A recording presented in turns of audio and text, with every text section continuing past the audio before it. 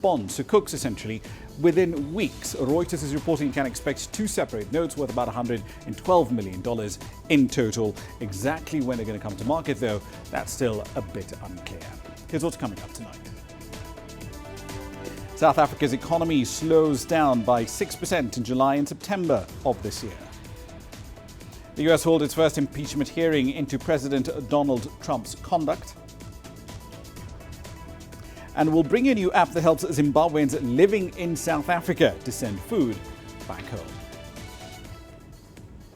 There's quite a bit to get through tonight, but let's start with the latest data from South Africa, where the economy continues to decline. The country's economic activity slowed down quite a bit in the third quarter. The latest data from Stats South Africa pointed to a 0.6% contraction in the third quarter. Here's CGTN's Sumitra Naidu with the details. This is the second contraction for 2019. The economy recorded negative growth of 3.1% in the first quarter, but bounced back by the same amount in the second quarter. The momentum couldn't be held. Activity fell again, this time by 0.6%. It was obviously worse than what most people were expecting. The other thing that I think concerns us is the number of sectors that recorded a decline during the third quarter. It's not as if this is just one or two sectors. It's across a whole range of industries that are clearly also struggling. Mining was down by 6.1%, driven largely by a fall in the production of platinum group metals, coal and iron ore. Manufacturing fell by 3.9%. The biggest declines came from mining, manufacturing and agriculture. These three industries are the largest employers in South Africa, which means that unemployment could be much higher by the next reading. At this stage for the year as a whole, we'd now be looking for growth of 0.4%. 0.4 is way below what South Africa requires. It's way below our population growth. So at this stage, income per capita is declining. Unemployment would be expected to continue to rise. Broadly, this economy remains fragile. Analysts believe more can be done to stimulate the economy. Government doesn't seem to be in the business of trying to help them out in terms of productivity. It seems to be more in the business of regulating them in order to achieve other goals. So the focus in South Africa is not so much about economic growth. It seems to be more about, making sure certain targets are reached, making sure that, certain political points are being scored, etc., etc. We are saying the focus needs to be on trying to include the private sector in the broader economy more fully, which means can we do private-public partnerships? Can we revitalize energy, water by drawing the private sector in and encouraging them to do some investment? They've got the balance sheet, but private sector lacks some confidence. Domestic activity is under pressure, debt is growing and revenue is declining. South Africa could also lose its investment status. And it's going to be quite difficult for us to go to 2020 without having, at least Moody's saying that we're not investment grade anymore. It's going to be quite difficult with the growth rates we are seeing. There's still a few headwinds for South Africa, domestically and internationally. Some economists believe the economy is already in recession. Sumitra Naidu, CGTN, Johannesburg, South Africa. And we're still in the country where the Johannesburg Stock Exchange recently hosted the African Exchange Engagement Forum. That event aims to strengthen investments in cross-border trade, especially in securities between African countries. The event was attended by executives from the JSE, the Egyptian stock market, as well as the stock markets in Nairobi, Nigeria, Mauritius and Casablanca. Essentially all the big players were right in the room. CGTN's Angela Coppola was there. Most of the 27 African markets have been suffering with low liquidity issues in the past, and the forum got together to increase those levels, first by driving inter-African trade and then by attracting other foreign investors. They're using technology to do this. We're going to have what we call a virtual hub, and it's going to be a virtual order entry system that will sit in the middle in the cloud potentially, but it will route orders between exchanges. So a broker in South Africa will take an order from his client to place an order in Egypt or Morocco or Kenya, and this order will be routed via the system straight into the system of the trader who has a relationship with in that market. The 7 exchanges that are part of Phase 1 of the linkage project have all met the minimum criteria, which is focused on clearing and settlement times, money laundering legislation and market regulation. That leaves the 20 other exchanges and the need for capacity building there. So in the meantime, we are working with those other exchanges so they're able to advocate and make changes in their markets to start meeting the criteria so they can, be part of this sort of footprint in Africa. It's a grand plan. It's been years in the making, but it's likely to simplify access for traders into the affiliated African exchanges. We will end up having a pan-African exchange or pan-African footprint where any investor globally could come in through any one of the exchanges and then have access to the rest of Africa. With the JSE being the largest and most liquid exchange on the continent, it makes sense for its systems to be used to build that pan-African linkage that's going to be happening by the end of 2020. I'm Angelo Coppola for CGTN in Sandton, South Africa.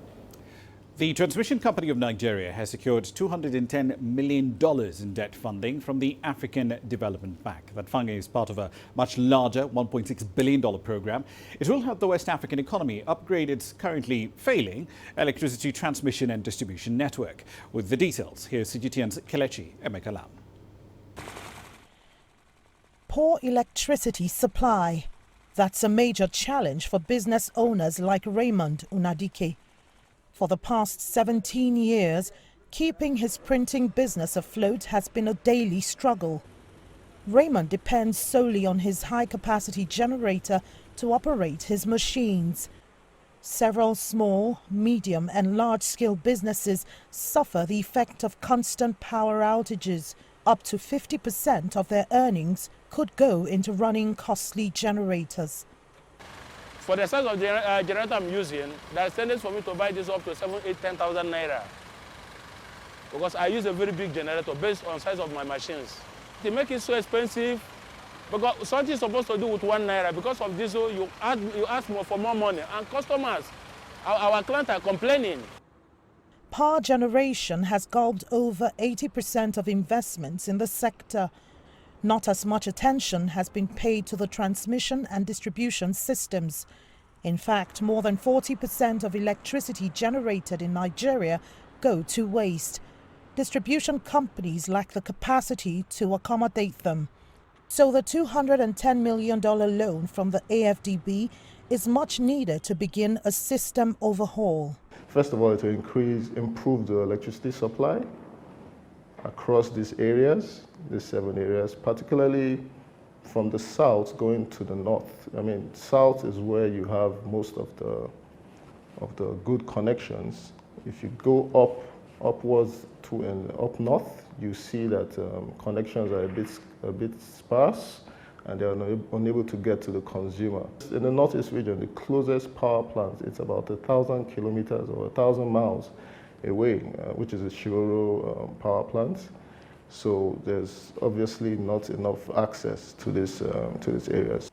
From an average 6,000 megawatts, Nigeria set a target to boost power transmission wheeling capacity to 10,000 megawatts by 2020 and 15,000 megawatts by 2025. The $210 million loan from the African Development Bank is just a fraction of what Nigeria needs to overhaul the nation's electricity system. The entire master plan could cost nearly $2.24 billion. It's estimated that over a period of 20 years, Nigeria would need to spend up to $100 billion to get its electricity right. Constant electricity is a prerequisite for economic growth and development, so the country is looking to the World Bank and several other sources to fund the massive electricity projects. Kelechi Emekalam, CGTN Abuja, Nigeria. Now, still in Nigeria and onto a story that has garnered quite a few headlines around the world. A federal high court over there has ordered the seizure of one of the 777 Boeings that Emirates runs regularly into the country. Now, this comes after a motion was filed seeking for the enforcement of a judgment from the Supreme Court in a suit between a Nigerian citizen on one hand and the airline on the other. This case goes all the way back to 2007. It's between Emirates Airline on one hand and Promise Mwekunye. And it dates all the way back, as I said, to 2007. The judge has ordered the carrier to pay damages to this passenger. Right now, that's worth about $22,000. The court has also ordered Emirates to keep up with the cost of maintenance and custody of the aircraft while it's held in Nigeria. All right, then, quite a story this. Let's get the details. Deji Badmus is live in Lagos, has been following the story in quite a bit of detail. So, Deji, Emirates, as I understand it, flies into Lagos twice a day. Have any of those flights, EK 781 or 783, have any of them been disrupted?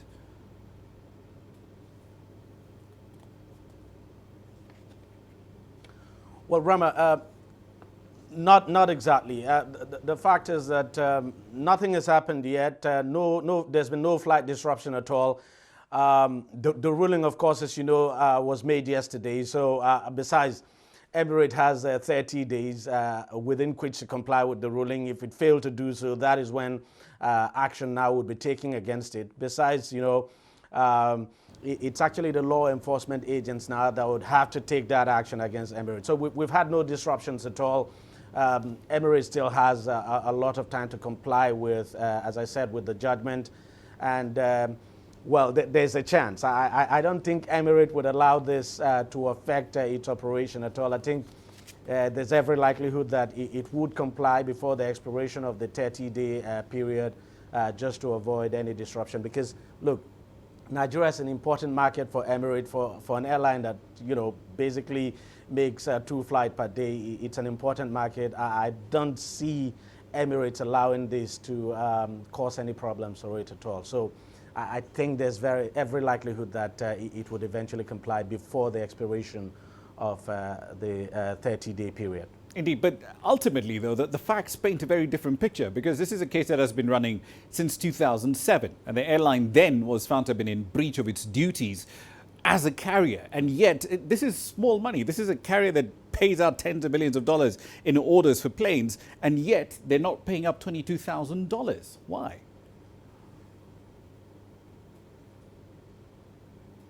Honestly, it's quite baffling to say the least. This is not the kind of case you would expect that Emirates would be associated with. And the only reason why Emirates had not paid this money all this while, because actually, as you said, the case actually, dates back to 2007. And in 2010, a federal high court actually gave a judgment. And in that judgment, basically what the federal high court at the time in 2010 asked Emirates to pay back to this individual is somewhere in the region of $6,000 and then pay damages of somewhere around $700. But basically, Emirates refused to do that. It appealed against that judgment, and that's the reason why this case had to go up to the Supreme Court. It's quite baffling that a case like this, with the amount of money we're talking about, would eventually get to the Supreme Court, and then the Supreme Court gave its judgment against Emirates. Emirates still did not comply. So that's the reason why this individual, the relative of this individual, has actually come to the Federal High Court to enforce the judgment of the Supreme Court, because this is a judgment debt. So to be candid, it's a big surprise that Emirates would allow this to go this far. But now it just would have no choice. It would have to comply with the directive of this judge, because, let's be straight about this. The Supreme Court judgment has been given and was given some time ago. So this is basically the latest pronouncement of this Federal High Court judge is to enforce the decision of the Supreme Court.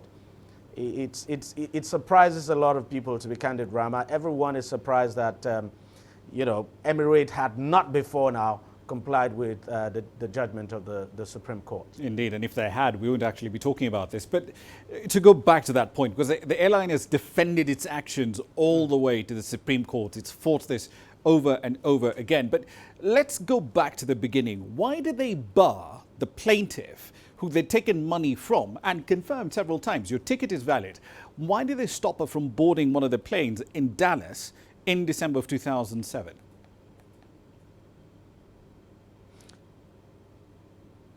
And that is actually the crux of the matter. And that's the reason why this individual got this judgment against Emirates. No reason at all was given from stopping her from embarking on that flight. No reason. That's what she said. No reason was given. She bought the tickets about 7 months before she embarked on the journey. She got confirmation on 3 occasions that the ticket was okay. And on the day she was to commence the journey, she got to the airport and she was stopped from boarding the flight, that no reason at all was given, and Emirates did not make any refund at all. So, and that's the reason why she decided to press charges, and eventually she got. So it's actually quite surprising, because if you ask me, this is not the kind of case an airline, you know, in the status of Emirates should allow to get to this state. It's actually quite embarrassing, to say the least. And if Emirates had actually done the right thing, we would not be talking about about $27,000 or so that we're talking about now. But even at that, I mean, $27,000 for Emirates Airlines. Well, maybe this was just basically ego at play, because it beats my imagination, to be candid, Ramah, why this case would even have to go to court in the first place. Indeed. Let's see how this all does play out. Dejibad was there live in Lagos. Thank you for the update. Time now for a run through some company headlines.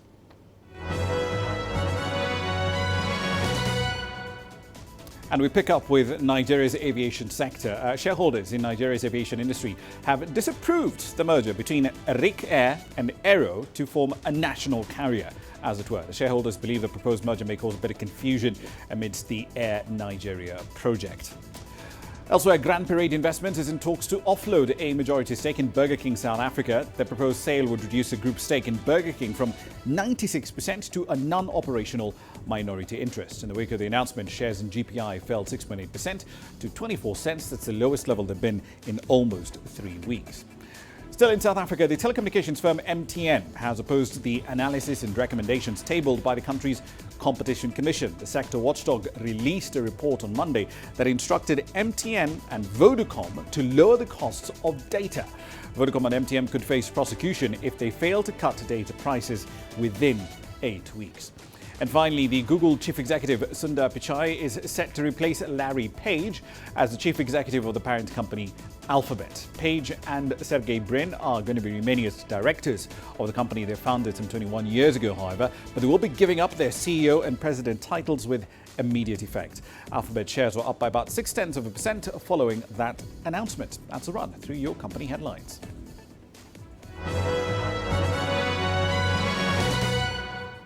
You're watching Global Business Africa. It's time for a short break. Here's what's coming up next.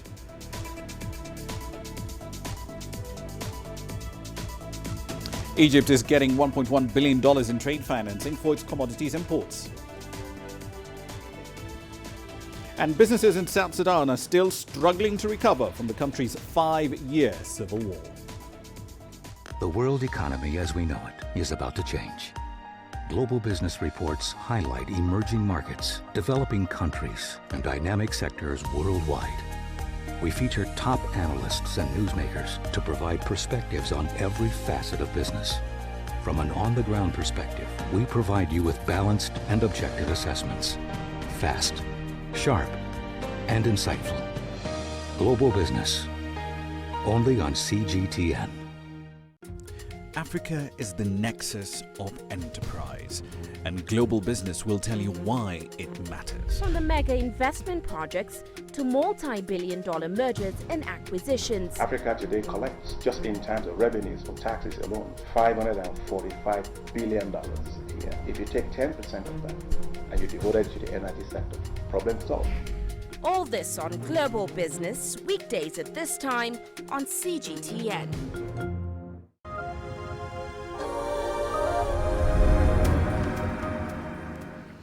Welcome back to the program. You're watching Global Business Africa.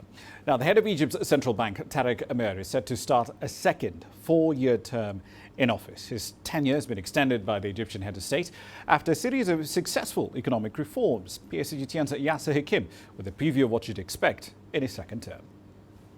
The new term in office is seen as a culmination of Tariq Amir's success in overriding an acute economic crisis after the uprising of 2013. He took courageous decisions that his predecessors were afraid to make, such as the floating of the pound. In spite of its negative effects on prices, it has killed the black market and stopped money laundering. When he took over in 2015, foreign reserves were at only $16 billion, down from $36 billion. Now it's at $45 billion, a record for Egypt. Inflation has dropped from 33% to 9%, and the Egyptian pound is gradually strengthening again. In the last few months, there was strong speculations that Amir might not even finish his first term in office as central bank governor. Tariq Amir had clashed with powerful CEOs of financial institutions in the country. That's because he issued a new law that limits their powers and gives him more control over the financial sector. The new bank law has been a controversial issue. كان من أبرز التحديات اللي بتواجه طارق عامر هو إعادة قانون جديد للبنك المركزي. One of the controversial clauses in the law is that it put a limit on the presidential terms in banks, even private banks. This led to many of the old guard CEOs being relieved from their posts, so there was a huge resistance to the law from the prominent bankers. مجالس الإدارات وكان إعفاء أشخاص. في 2008 After the global economic crisis of 2008, the role of central banks increased, and we are doing the same here. The central bank has to have more powers to be able to apply its strategy to overcome the economic difficulties and to ensure all banks are on the same page on this.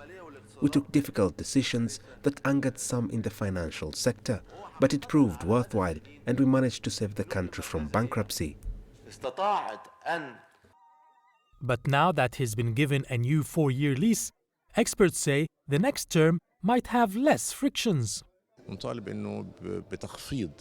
I think he should concentrate on cutting interest rates further to encourage more investments. The cost of loans is still high and needs to drop to international levels. He should also work on increasing hard currency revenue from sectors like tourism, services, industries to ensure sustainable levels of economic growth. In 2019, Tariq Amir was voted the best central bank governor in Africa by the African Banker Award. Yes, Hakim for CGTN, Cairo. And we're still in the North African economy. Egypt secured $1.1 billion in funding from the International Islamic Trade Finance Corporation. That deal aims to aid the import of petroleum products and basic commodities next year. The funding is part of a much wider $3 billion agreement between Egypt and the ITFC that was signed in January sometime last year. Now then, let's dive into the details of this deal with CGTN's Yasser Hakim. He's joining us now live from Cairo. So walk us through the terms of the deal here, yes. So we know that $1.1 billion will be used to import petroleum and other basic commodities, but what is the cost of that facility? No details have been released about the cost of the facility or the interest rates or the payment plan.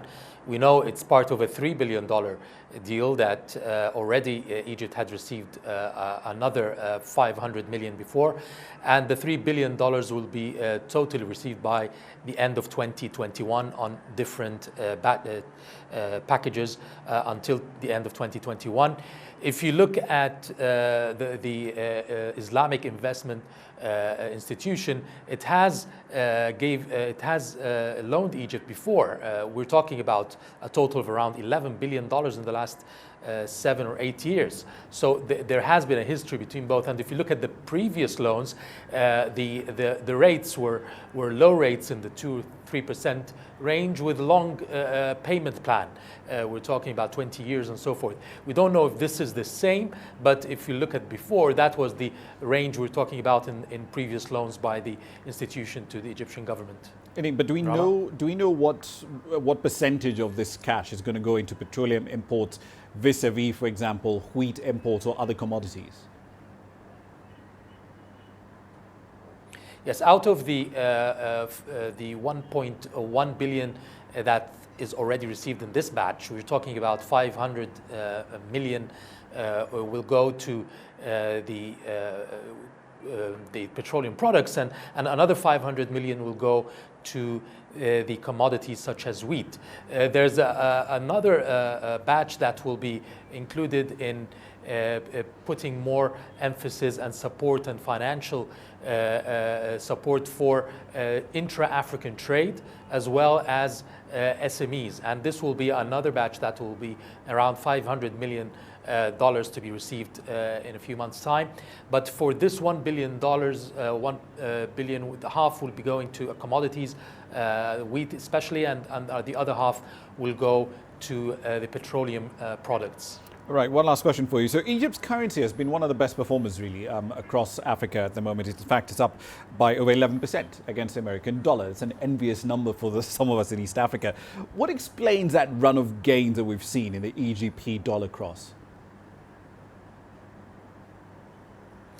I think it started just as I mentioned in the report a while ago by floating the Egyptian pound by the Central Bank of Egypt. Now that led to the interest rates for Egyptian pound is up to 20%.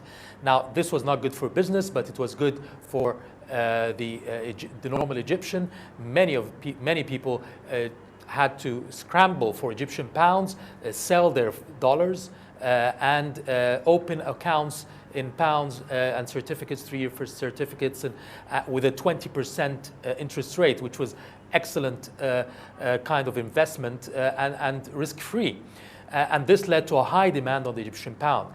At the same time, other sources of revenue, of foreign currency or hard currency revenue, started to resume after the problems that happened, the political issues and so forth, and retaining of security and retaining of stability in the country. We've seen an influx of tourism and therefore a lot of income from tourism, from FDIs, from remittances from Egyptians abroad, and this led to a high supply of foreign currency and and hard currency, which led even the foreign reserves to jump from $15 billion to $45 billion in just 3 years. And with time, obviously, this led to a stronger Egyptian pound because there's a more supply of hard currency, coupled with, obviously, the loans and aggressive bonds, tapping the market for bonds, international bonds, euro bonds and dollar bonds. And this obviously led to an abundance of hard currency, which obviously led to a good supply. And therefore, the Egyptian pound was becoming stronger and is still increasing in value against the dollar as we speak. Indeed, of course, in flotation, it was around 18 to the dollar. Now we're closer to 16.12. Yasser Kim in Cairo, thank you very much. Now, South Sudanese business people say the effect of the 5-year civil war is basically ruining their enterprises. Many of them are finding it very difficult to transfer money from South Sudan to neighboring countries in East Africa. Now, the rival political factions in the country have agreed to form a new unity government by February 2020, but there's still quite a few conditions being attached to the formation of that unity government. With the latest, here's CGTN's Patrick Oyet. Cosmas Gombura runs a sky tour travel and aviation. He specializes in flights within South Sudan and northern Uganda. He also books people on international flights. Cosmas says transfer of hard currency from South Sudan to some of the neighboring countries is difficult. It is just one of the many challenges business people here face. Most of these planes of ours here are Kenyan registered, you could say. A lot of our planes are got from Kenya and Tanzania that comes from it. What this means is after a certain period that the plane has operated in South Sudan, it has to go back to Kenya for services. Currently, South Sudan, we don't have the capacity. South Sudan's 5-year-old civil war has made business difficult. South Africa's deputy president is in South Sudan at the moment in the latest move by the African Union to try and push the peace process forward.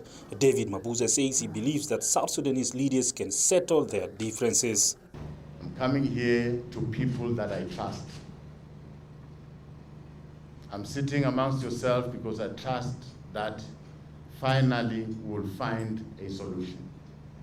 The formation of the new government in South Sudan is tied on some conditions which are still being contested. One of the issues of disagreement is on how many states South Sudan should have. The opposition says it wants the states to be reverted back to 10 that existed before war broke out in 2013. South Sudan's government wants to maintain the current 32 states, saying it was in the interest of the people of taking services and governance closer to the rural communities.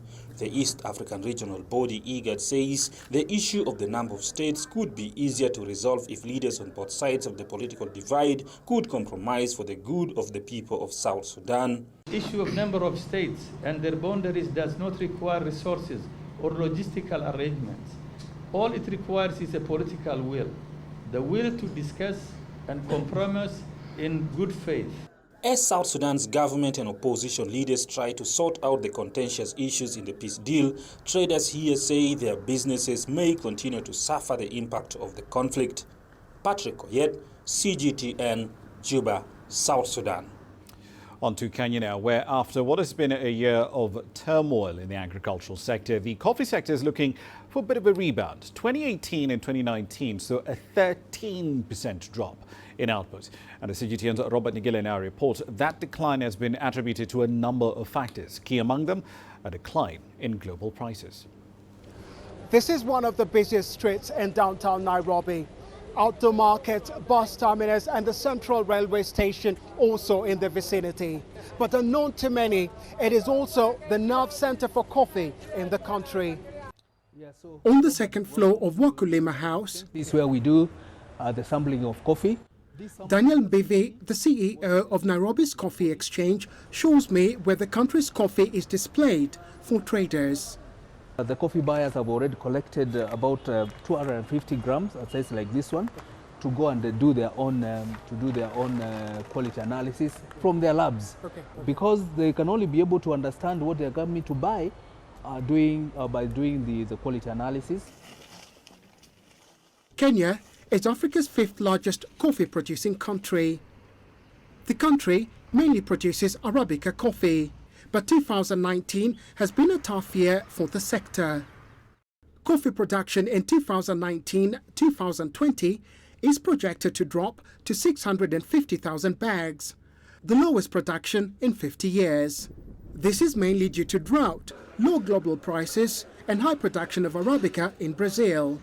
But the country has some of the best quality coffee, highly sought after, which sells at a premium.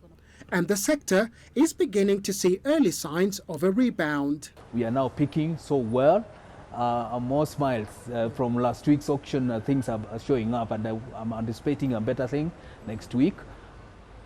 An early Christmas present for the farm. Okay. But the volumes are low again.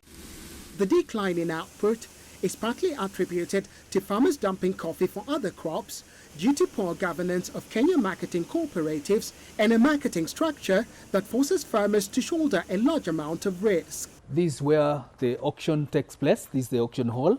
Every Tuesday, traders gather here to bid for Kenya's coffee.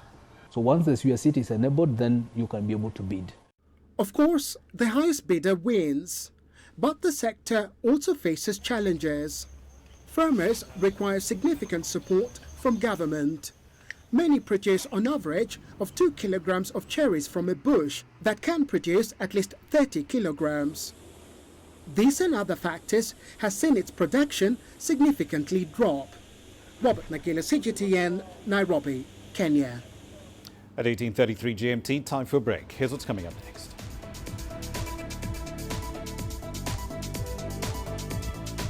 We'll have the latest in the impeachment inquiry into President Donald Trump's conduct with regard to the Ukraine.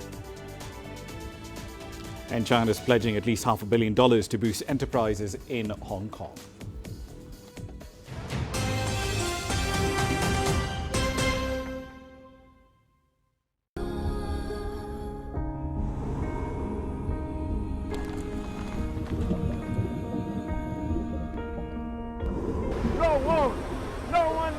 Again, he can hold in guns. Machine guns from police forces towards the protesters.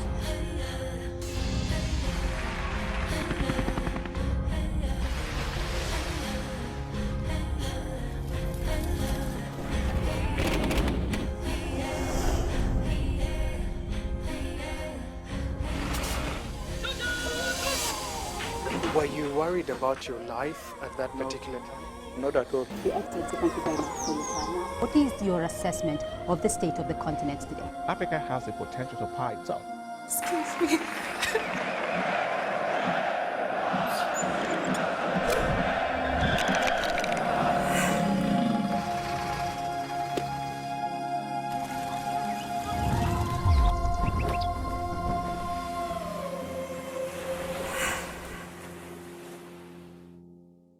Business in Africa is at a crossroads. We celebrate those who are adopting and thriving despite the challenges. from grassroots to big businesses. Global Business takes you along for the ride as we track the making of a giant. Only on CGTN.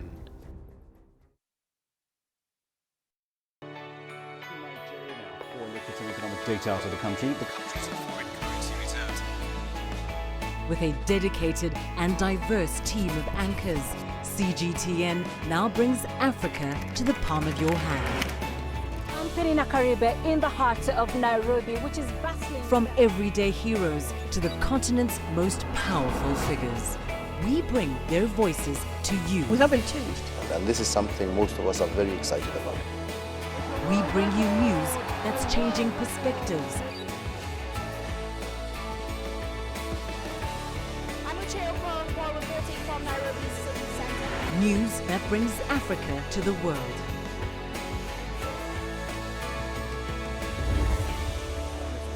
CGTN. See the difference.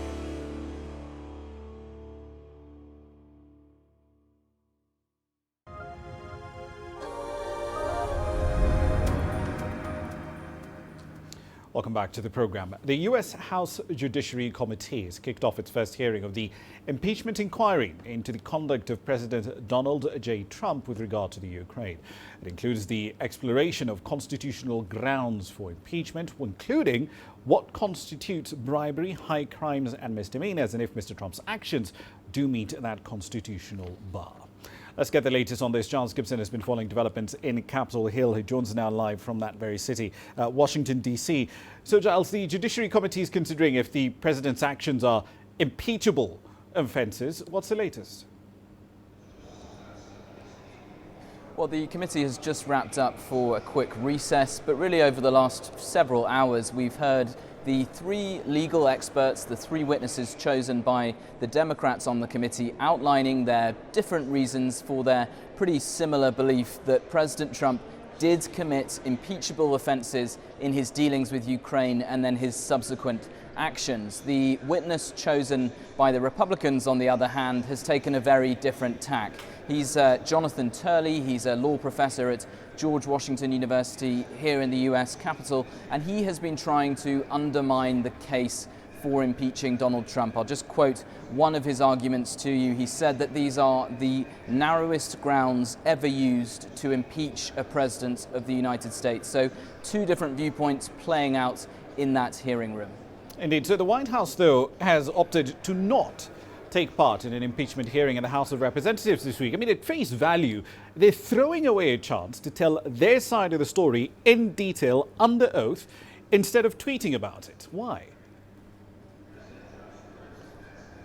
Yeah, the White House, when they explained their decision for not sending a representative to this hearing, they said that there was a complete lack of due process in these impeachment hearings that these Democrat-led committees here in the House of Representatives have been holding for several weeks now. Of course, there is an involvement, there is a sort of an involvement, a presence from the Republican Party, from President Trump's Republican Party. There are lawmakers on the committee who are questioning these witnesses, really interrogating their views as we've been seeing over the last few hours. And also, as I was saying, one of the four legal experts that is testifying, that has been testifying over the last few hours, was actually chosen by the Republican. Indeed. So one last question for you. Presidential polls in the US are, just about 11 months or so away. Assuming that the Republican majority in the Senate doesn't vote to have Trump removed from office, how would this play out among voters?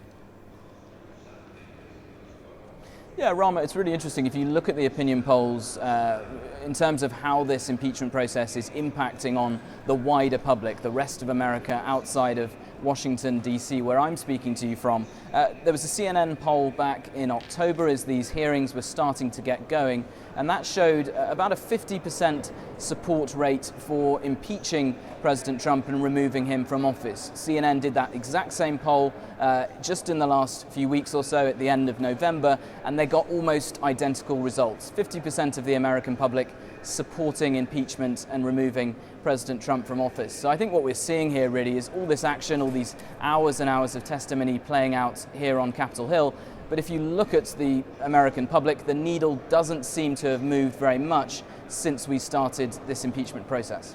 Indeed, it's going to be quite the interesting election issue. Yes, he's in office, but should you kick him out of the White House in November? Thank you for the update, Giles Gibson there in Capitol Hill. Now, turning to the Middle East, Iranian state TV has declared that the security forces over there killed what it described as thugs and rioters during mass protests against an increase in petrol prices. Activists have accused the authorities over there of deliberately covering up the scale of the crackdown on 4 days of unrest in more than 100 locations across the country. Here's CGTN's Jack Barton with the details from Tehran.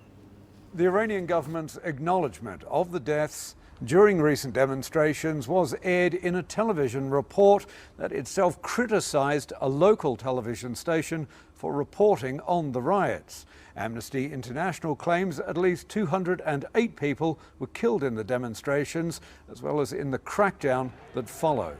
The government has not revealed how many people died, but on Tuesday rejected death tolls like Amnesty's as utter lies. The unrest in Iran that began on November 15 witnessed protesters attacking police stations, looting shops, and burning down banks and petrol stations. Authorities imposed a week-long internet blackout to try quell the demonstrations. Videos have since surfaced that claim to show scenes from the crackdown that followed, including footage of security forces firing at unarmed demonstrators as well as beating them with batons. A spokesman for Iran's judiciary said 300 people arrested over the unrest were still in custody in Tehran. No countrywide figure was given. The protest did not see as many people on the streets as during the disputed presidential election of 2009, but the unrest turned violent faster than any previous demonstrations. The unrest came in the wake of crushing economic sanctions imposed by the United States after President Donald Trump tore up a nuclear deal with Iran finalized in 2015. The latest demonstrations began after authorities raised the minimum price of fuel by 50%. To the equivalent of about 12 cents a litre. Jack Barton, CGTN, Tehran. China's government has pledged $510.9 million in support to enterprises in Hong Kong. The government confirmed that months of protests had led to the erosion of business confidence in the financial hub in November. Business activity in that same month in Hong Kong contracted at its fastest pace in 21 years. The seasonally adjusted PMI reading was down to 38.5 in the month, down from 39.3 in October. According to Hong Kong's finance chief, the government aid should ideally shore up the city's economy. Altogether, 4 billion Hong Kong dollars are needed for the implementation of all supporting measures. Part of that amount must be approved by the Legislative Council. Relative institutions will make full efforts to follow the procedures and make sure the measures will be implemented as soon as possible to benefit the Hong Kong residents. Wearable technology has so far been limited to smartwatches and fitness trackers, but now a team of scientists in Singapore has added smart clothing to that list. They've essentially developed a material that can be used to boost signals between devices and potentially assist in monitoring your health vitals. Yes, CGTN's Mirolu with the latest on what's hot tonight. In a relatively short span of time, smart tech has dominated our lives. Currently, most smart devices connect via radio waves like Wi-Fi and Bluetooth. These waves travel outwards in all directions before returning to the wearable tech on your body, such as smart watches and fitness trackers. Researchers at the National University of Singapore have invented a type of smart textile that can make communication between your devices 1,000 times faster, bringing wearable devices to the next level. And so what we've done was design a very special pattern that can actually kind of capture these signals, and rather than to have these signals move out away from you, they can kind of glide on the surface of your body. The technology also allows users to save on that precious battery and protect their devices from hackers. Most of your devices spend actually the majority of its battery life just transmitting these wireless signals. So that could translate to much more energy efficient communication. The second would be maybe security. It means that anyone kind of standing around you can't listen in on that signal. The smart clothing consists of this comb-shaped stripe, which is highly durable and can be attached to any type of clothing. A probable use of this technology can be in athletics. This smart fabric could potentially be converted into specialized clothing for athletes to measure their performance regularly and continuously. Another significant application for smart clothing in the future is, of course, in healthcare. Right now, doctors will have to connect patients through multiple wires to heavy medical equipment for vitals monitoring, such as heart rate and blood pressure. But in the future, they might be able to just tape this smart textile on hospital gowns, perhaps, to reduce the dependency on bulky items. And so what kind of these wearable devices allow you to do is kind of capture for the first time how your body changes dynamically over a period of hours, days, maybe even weeks. And so that kind of information could maybe just give me something fundamentally different than what an invasive test could do. Maybe in some contexts, hopefully even replace what an invasive test could do. Thanks to its wearability, smart clothing can especially help monitor people with respiratory disease and heart conditions while they go about their regular lives. The development of smart clothing is still in its early stages across the globe, but there is no denying that with every new invention, we're moving closer to a day when smart clothes become a part of our daily lives. Mirulu, CGTN, Singapore. All right, a quick run through commodity prices. A bit of a bump in crude oil prices, but they're still volatile-ish within that $60 range. OPEC is still sending some fairly mixed signals ahead of its ministerial meeting on Friday with regard to whether or not it wants deeper output cuts. Iraq's oil minister, for instance, is in favor of trimming output by another 400,000 barrels of crude a day. Never mind the fact that Iraq has a dismal record in complying with agreed-to cuts. The current agreement runs all the way to the end of March next year, and the group has to decide this week what they do in the second quarter of 2020. Here's what's coming up next.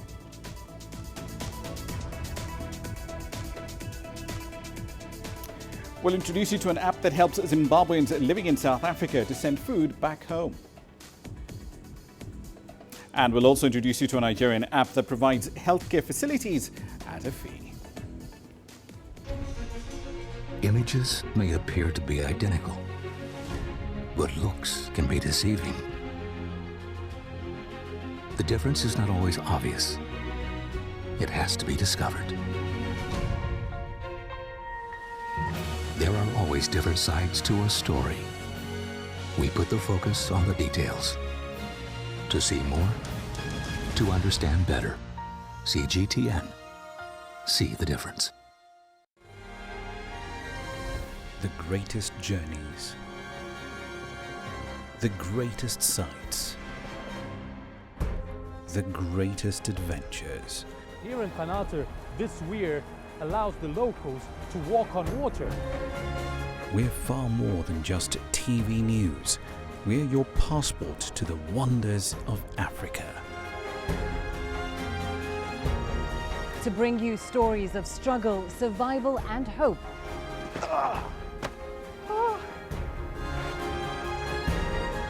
So let's explore.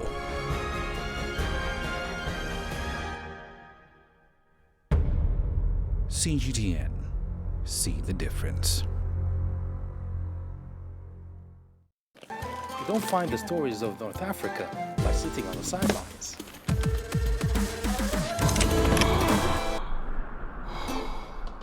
No one else will take you where we can in North Africa. And no one else will show you what it's all about. CGTN, see the difference.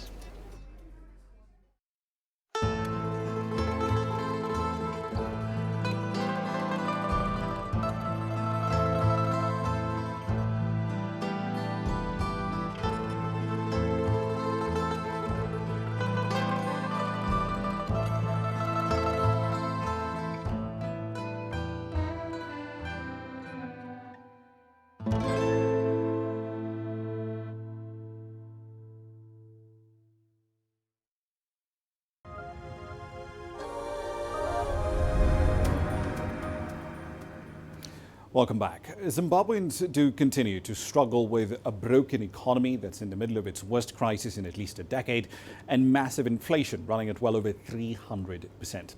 One fintech company was launched a few years ago to make money transfers easy and accessible, and the company has now launched a new app designed to get groceries to Zimbabweans. CGTN's Sumitra Naidu has the details on Grassroots tonight. Malaysia.com is an app that gives Zimbabweans living in South Africa an opportunity to shop for their families. All they need to do is order and pay, and the goods will be delivered in Zimbabwe on the same day. The name is derived from the Ndebele word Malaysia, meaning to transport. We noticed that Zimbabweans living in South Africa had a dire need to send goods, groceries, back to their loved ones in Zimbabwe. What we realized, there was a dire need for the most basic goods. So all of these goods are imported into Zimbabwe and made available in Zimbabwe to a user of the app. The app has been running for just a few months but has already garnered 20,000 users. Once an order is placed, customers receive an immediate OTA, over-the-air reference, which they can use to pay at 8,000 different retailers across South Africa. I've been using the app for the past few months. As compared to the buses, the Malaysia app is quite easy and convenient than buying the groceries. Then you have to carry them to the buses, and then they don't have like a fixed price. They can just judge your luggage by looking with the eyes. The technology is not only making it easier to buy and deliver goods, it's also creating employment. 565 people are hired in call centers in Zimbabwe and South Africa, where they receive orders and dispatch the goods. Customers can collect or have their orders delivered to their doorstep on the same day at a flat rate across the country's major cities of Harare, Bulawayo, Masvingo, Gweru and Mutare. As the world is moving towards more digital space, in Africa we would need to move with those times. And what I'm so happy to see is that we are moving in that direction, and Zimbabweans using our product already, enjoying special features such as scan and pay, which would traditionally only be available to a first world country. I think it's extremely important in terms of convenience, digital money, and removing cash from our traditionally very heavy cash society. The app is currently only available to Zimbabwean nationals living in South Africa, but Hello Paisa is looking to expand it throughout the SADC region and beyond. Sumitra Nadu, CGTN, Johannesburg, South Africa. And finally, Nigeria, a healthcare startup is providing consultation and treatment facilities, essentially for rent. Doctora, as it's called, also provides a platform for people to find and book appointments with private healthcare professionals. It's effectively bridging the gap between medical practitioners and their patients. Here's CGTN's Deji Badmus with that story. The idea is some kind of revolution in Nigeria's health sector. Doctora also allows health professionals to rent fully serviced medical facilities on a pay-per-use basis after a verification process. In turn, it takes a commission of the fees paid across the platform. Founded by medical doctor and healthcare consultant Debo Dulana in 2016, Doctora aggregates the spare capacity in private hospitals to provide foreign and local practitioners with the ability to deliver services without incurring setup costs. With Doctora, a doctor can easily book a place to use in any of our locations and see the patients whenever they need to see the patients at these locations. What this does is it allows foreign-based professionals and the ones that are based in Nigeria also move around within the country to deliver services. Currently operational in 3 cities in Nigeria, Doctora works with facilities in 30 different locations. Ultimately, the aim is to create the kind of service that equates to the ones that people often seek abroad. $1.3 billion is being spent by averagely 50,000 people on medical treatments abroad. We are losing money. Some of the money we are losing can be returned. So if we can bring professionals in to the country or aggregate the professionals in the country that have the skills, we can deliver that value and reduce the amount of money we are losing. In one of its centers, Doctora has successfully conducted 169 kidney transplant surgeries.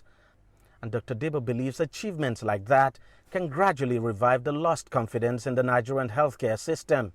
At this center where we've done a lot of kidney transplant surgeries, we've also noticed that most of the time there are very empty rooms in that facility. So how can we take this underutilized extra capacity and use it to create more services for people who would otherwise not have access to healthcare? Over 187 vetted health and wellness professionals have signed up on the platform, and there's really no limit to the kind of service that can be found on Doctura. Here, a patient is being attended to by one of the doctors signed to the platform. The board explained how the Doctura platform has been of help to them. If I were to float a clinic now, I'll be looking for huge sums of money. You need to pay rent, you need to buy equipment, all of that. But they have come into the sector now to say, okay, come, we have facilities, just come, see your patients, collect your money, pay us a certain amount, and everybody goes home fine. Bringing this initiative, bringing this platform, making me book whenever I want, making me see the doctor I want, it's a welcome initiative. Just come, see a doctor, and then at your convenience, there's no rush, and that's the wonderful thing about it. The fact that Doctura essentially brings the doctor to the patient and not the other way around, as is usually the case, is quite innovative. And in offering this kind of service, Doctura is not just increasing the clientele of medical professionals, but also reducing the rate at which healthcare workers leave the country. Deji Badmos, CGTN, Lagos, Nigeria. A quick run through the currencies here for you as we wrap up the program. Kenya's PMI reading for November, that came to the markets today, essentially unchanged really compared to October's number of 53.2. Still in expansion territory, but only just. Demand growth was the softest since May, but we did see a rise in inventories being held by companies. Employment numbers among the companies surveyed, that also went up for the 7th month in a row. Most of the companies surveyed, however, have a rather bleak outlook for the next 12 months. Only 44% of those surveyed expect 2020 to be positive. 55% expect matters to remain at best as they are right now. That's it for this edition of Global Business Africa. As always, we'd like to hear your thoughts on the content you've seen on the program in the last hour or so. There are several ways to get your thoughts back to us, all of them on your screens right now. I'm Ramah Nyang in the Kenyan capital, Nairobi. Thank you for your company in the last hour. The World Today is up next from Washington, D.C.